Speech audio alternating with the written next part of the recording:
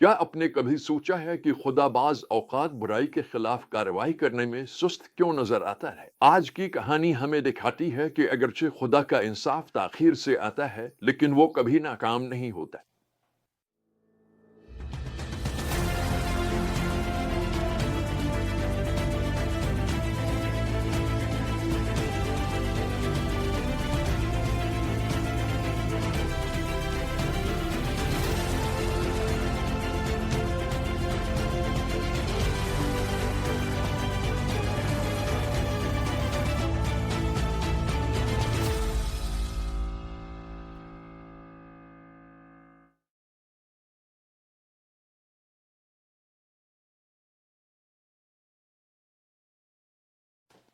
کہانی کا آغاز ایک نبی سے ہوتا ہے جو ہو کو اسرائیل کا بادشاہ مسح کرنے اور اخی اب کے گھرانے کو ختم کرنے کے لیے بھیجا جاتا ہے۔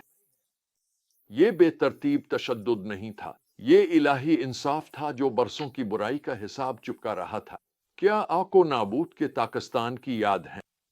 کیا آپ کو خدا کے نبیوں پر ہونے والے ظلم و ستم یاد ہیں؟ اب وقت کا حساب چکانے کا لمحہ آ گیا ہے۔ دیکھیں کہ واقعات کتنی تیزی سے رونما ہوتے ہیں۔ وہ پاگلوں کی طرح زراول کی طرف دوڑتا ہے۔ جب بادشاہ یورام پوچھتا ہے کیا تم صلح کے ارادے سے آئے ہو کا جواب سن کر رونگٹے کھڑے ہو جاتے ہیں۔ جب تک تمہاری ماں ایزبل کی بت پرستی اور جادوگری ملک میں پھیلی ہوئی ہے، صلح کیسے ہو سکتی ہے؟ پھر ایک ہی تیر سے وہ اس پیشگوئی کو پورا کرتا ہے کہ اخی اب کا خون نابوت کی زمین پر بہایا جائے گا۔ لیکن ایزبل کا انجام خاص طور پر ڈرامائی ہے۔ موت کا سامنا کرتے ہوئے بھی اس کا غرور قائم رہتا ہے۔ وہ میک اپ کرتی ہے، اپنے بال سنوارتی ہے اور ہو کو ایک پچھلے غاصب سے تشبیہ دے کر ڈرانے کی کوشش کرتی ہے۔ مگر اس کے بجائے اس کے اپنے خادم اسے کھڑکی سے نیچے پھینک دیتے ہیں۔ جب لوگ اسے دفن کرنے جاتے ہیں تو صرف اس کے جسم کے ٹکڑے ہی ملتے ہیں۔ کتے اس کا جسم کھا چکے ہوتے ہیں، بالکل ویسا ہی جیسا ایلیا نے پیش گوئی کی تھی۔ میں تم سے کہہ رہا ہوں، خدا کا کلام پورا ہو کر رہتا ہے۔ خدا کا کلام سچ ہے۔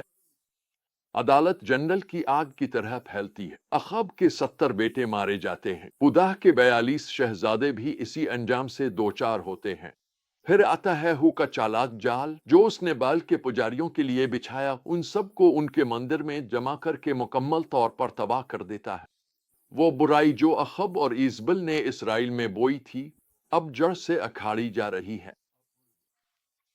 پھر بھی اس سزا میں ہم انصاف اور رحم دونوں کو دیکھتے ہیں۔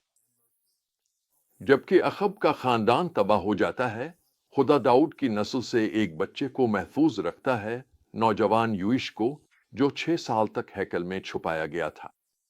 جیسے طوفان سے بچا ہوا ایک نازک کومپل، وہ مستقبل کی امید کی نمائندگی کرتا ہے۔ تو ہم آج ان سچائیوں کو کیسے اپنی زندگی میں لاگو کر سکتے ہیں؟ پہلی بات یاد رکھیں کہ خدا کی طرف سے سزا میں بظاہر تاخیر کمزوری نہیں ہے۔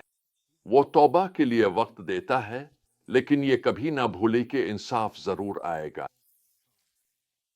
دوسری بات یہ پہچانے کہ ہمارے فیصلے صرف ہم پر اثر نہیں ڈالتے، یہ آنے والی نسلوں پر بھی اثر ڈال سکتے ہیں۔ اور تیسری بات یہ سمجھیں کہ کوئی بھی طاقت عہدہ ہمیں خدا کے انصاف سے نہیں بچا سکتا۔ چوتھی بات یہ جان لے کہ غرور ہمیں آنے والے انصاف سے اندھا کر دیتا ہے، جیسے ایزبل نے توبہ کرنے کے بجائے میک اپ کیا۔